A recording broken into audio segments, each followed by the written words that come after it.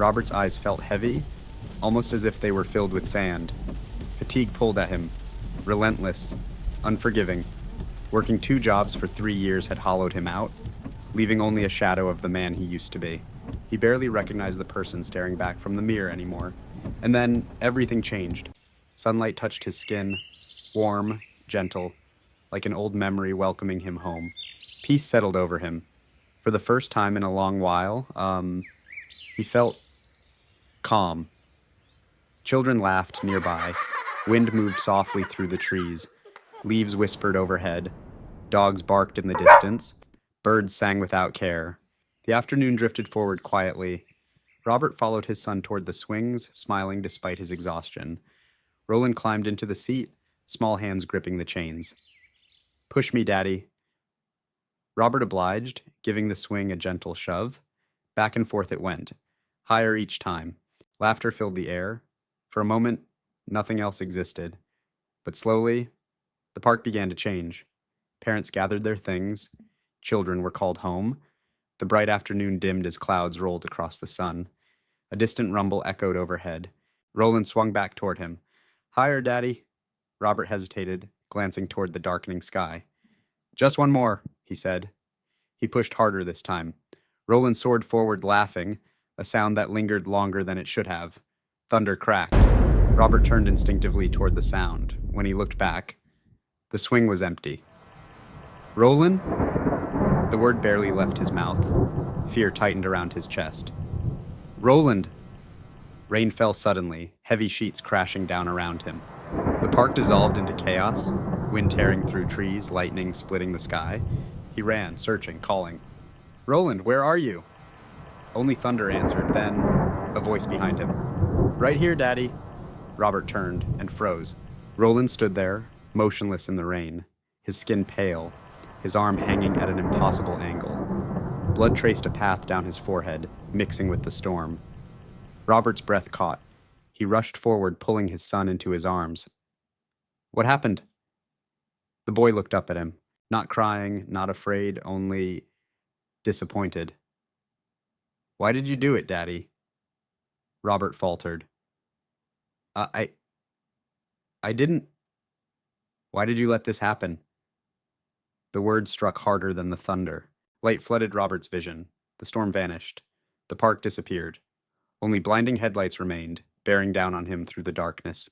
Blinding light filled Robert's vision. For a single suspended moment, he believed it was over. His foot eased from the pedal, his grip loosened on the steering wheel. He was ready. A violent blast shattered the silence. An air horn roared through the night. Reality surged back all at once. The 18-wheeler bore down on him, massive, unstoppable. Robert froze. Then instinct took over. He jerked the wheel, slamming the brakes. Tires screamed against wet asphalt as the truck skidded sideways, sliding toward the edge of the road. Gravel exploded beneath him. The front end dipped toward the embankment. For a moment, control was gone. The world reduced itself to motion, noise, and fear. Then, traction. The truck lurched back onto the pavement and rolled to a trembling stop. Rain tapped steadily against the windshield. Robert sat motionless, breathing hard. The red taillights of the semi faded into darkness. His hands shook as feeling slowly returned to his fingers. "Damn," he muttered. The word barely carried weight. He stared ahead, listening to the rain. "That would have been easier," silence answered him. He exhaled slowly. "I can't even do one thing right." The storm softened outside, but nothing inside him changed. Through the streaked glass, he saw it. The bridge, waiting. Not far now. Robert reached into the passenger seat, lifting a small plastic superhero figure. He turned it gently in his hand, then placed it beside him, and drove on. The bridge appeared out of the darkness, exactly where he knew it would be. Robert pulled to the side of the road, engine idling softly in the night. No passing cars, no witnesses, only wind and water moving far below. He opened the door. Glass clattered against the pavement as empty bottles spilled out beside him. He winced at the noise, raising a finger to his lips.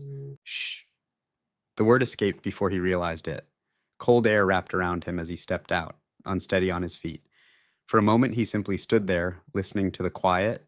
Then he remembered. Reaching back into the truck, he retrieved the small superhero figure from the passenger seat. He carried it carefully, as if it might break. At the rear of the truck, the tailgate dropped with a hollow clang. A heavy cinder block scraped across metal before he lifted it, straining slightly, and carried it toward the railing. The river waited below, dark, endless. He returned once more, pulling a coil of nylon rope from a plastic bag. His fingers trembled as he worked the knot around the concrete block, checking it again and again. Breath fogged in the cold air. A final safeguard, he told himself. If doubt came later, the water would not give him another chance. Robert picked up the figure and stared into its painted eyes. "Don't worry, Roland," he whispered. "Daddy will pay for what he did. I wasn't the father you needed. I wasn't strong enough." The river moved quietly below, indifferent. "I lost you, and your mother." His grip tightened around the toy. "I don't belong here anymore." Silence answered him. Robert lifted the cinder block and stepped toward the edge. Eyes closing, he returned once more to the memory of the park. Before the sickness, before the loss, before everything fell apart. This was the end. He leaned forward. Headlights appeared behind him. The headlights cut through the darkness behind him. Robert stepped back from the edge, shielding his eyes. A car approached too quickly, engine straining as it crossed the bridge. For a moment he considered jumping anyway, but the driver would see him. They would try to stop him. The engine roared closer. Then, a deafening explosion. The car lurched violently, its front tire shredding apart. Metal screamed against pavement as the vehicle fishtailed across the bridge. Left, right, out of control. Robert froze, watching helplessly. The sedan slammed through the guardrail and vanished over the edge. The sound of impact echoed seconds later, heavy and final. The rear of the car remained visible, angled upward from the dark water below. Inside, movement. A woman at the wheel. A child in the back seat. Fear replaced everything else. Robert dropped the figure onto the pavement. The rope fell away from his ankle as he tore it loose. He ran. Phone in hand, he dialed emergency services without slowing, throwing the device back into the truck as he grabbed a crowbar. "I couldn't save you," he murmured almost without realizing it. "But I can save them." And without another thought, Robert climbed the railing and jumped. The water struck like stone. Cold swallowed Robert instantly, driving the air from his lungs. For a moment he could not breathe. The river wrapped around him, merciless and absolute. He surfaced with a gasp, air burning as it returned. Wind cut across the water, turning every exposed inch of skin to fire. A cry pierced the darkness. He turned. The car's rear end still rose above the surface, tilted sharply toward the depths. Inside, the girl pounded desperately against the window. Robert forced himself forward, each stroke heavy, each breath sharper than the last. The cold clawed deeper, stealing strength with every second. He reached the vehicle and looked inside. Fear filled the child's eyes. For an instant he saw another face there. "Roland!" Robert shook the thought away. "Get back!" he motioned, raising the crowbar. He hesitated. If he broke the glass, the car would sink faster. The woman in the front seat might never escape, but a father would not hesitate. Not for his child. Robert swung. The metal struck the window with a dull, stubborn thud. Nothing. He drew another breath, pain slicing through his chest, and swung again. Glass shattered inward. Water rushed into the car. Robert pulled the young girl from the back seat, clutching her tightly, before kicking away from the metal coffin. He watched as the car slipped below the waterline, covering the girl's face as the water swallowing the last of its shape. Robert, with one arm wrapped tightly around the girl, he turned toward the distant shoreline and began to swim. Every stroke felt heavier than the last. Cold seeped deeper into his muscles, stealing strength, numbing thought. The child clung to him, silent now, trusting completely. The river fought him with every movement. Breath came in sharp, broken pulls. His arms burned. His legs threatened to give out. For a moment he wondered if they would both disappear beneath the surface, but he kept moving, one stroke, then another. Mud brushed against his knees. Only then did Robert allow himself to stop. Robert collapsed onto the riverbank, lungs burning, body shaking uncontrollably. Behind him, voices moved through the trees. Safety had arrived, but it wasn't finished. The girl pointed toward the water. "Mommy!" Robert turned. The last of the car slipped beneath the surface. Without hesitation, he ran. Ignoring the shouts behind him, he dove once more into the freezing dark. The river closed over his head, stealing warmth, stealing breath. Below him, two fading headlights glowed faintly, guiding him downward. He reached the driver's door. Inside, the woman struggled weakly, hands slipping against the handle. Robert struck the window. Once. Twice. The blows barely moved the glass, his lungs tightened, demanding air he could not give them. Darkness crept into the edges of his vision. He tried again. Nothing.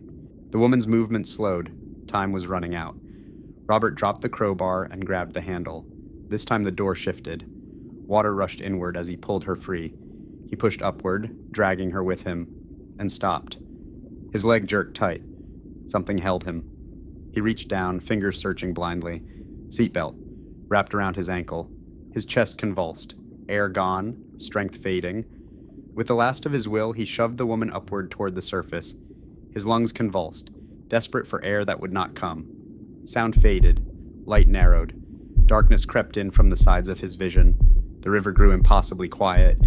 And then the darkness came. Sound returned first, wind in the trees, children laughing, birds calling overhead. Robert stood once more in the park. Roland swung gently before him, alive, smiling. Robert rushed forward, pulling his son into his arms. "I'm here," he whispered. "I'm not leaving again." Roland looked up calmly. "It wasn't your fault, Daddy." Relief broke through Robert. Tears he didn't know he carried finally fell. But Roland's expression softened. "It's not your time, Daddy." "It's not your time," Robert shook his head. "I'm staying with you." "I'm staying with you?" "You can't," Roland said gently. "There are people who need you." The words settled deeply. "You still have more to do." Robert's eyes opened beneath the water. Light filtered faintly from above. Strength returned where none should have remained. He pulled free, grasping the woman, and pushed toward the surface. They broke through together. Air rushed into his lungs, sharp and burning, but alive. Voices called from the shoreline. Hands reached toward him. "I've got her," a man shouted, taking the woman from his grasp. Robert barely felt himself move as they dragged him onto the riverbank. The world spun slowly around him. The girl cried out for her mother. Paramedics rushed forward, working quickly, urgently. Robert lay back, watching the night sky, each breath steadier than the last. Water poured from the woman's lungs. She gasped, alive. Relief washed over him, quiet and overwhelming. Time passed in fragments, flashing lights, voices, movement everywhere. The girl and her mother were taken away beneath wailing sirens. 2 police officers approached Robert's truck, their expressions thoughtful. They had seen everything. The bottles, the rope, the cinder block. But they said nothing. Some things did not need to be written down. A paramedic returned, wrapping a thermal blanket around his shoulders. "You sure you're okay?" Robert considered the question. For the first time in a long while, the answer felt different. "Yeah," he said softly. "I think I am." She smiled. "Mandy," she said, tapping her badge. A firefighter approached next, young, calm, almost familiar. "Or that was one of the bravest things I've ever seen," he said. Robert frowned slightly. "I didn't feel brave."